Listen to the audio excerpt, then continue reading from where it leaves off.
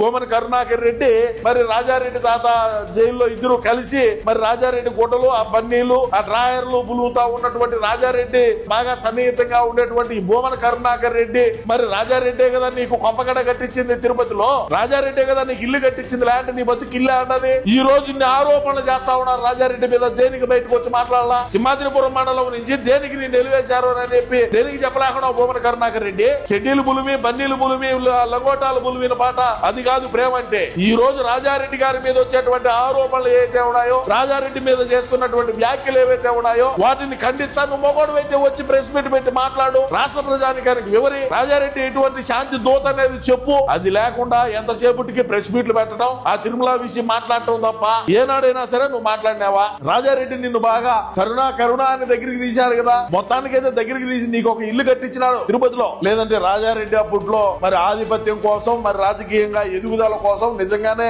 ఈ హత్యలు చేసినాడు, ఈ విధంగా మర్డర్లు ప్లాన్ చేసినాడు, ప్రత్యర్థులు ఈ విధంగా మట్టి పెట్టినాడు అనేదైనా చెప్పాలి కదా వచ్చి ప్రజానికానికి.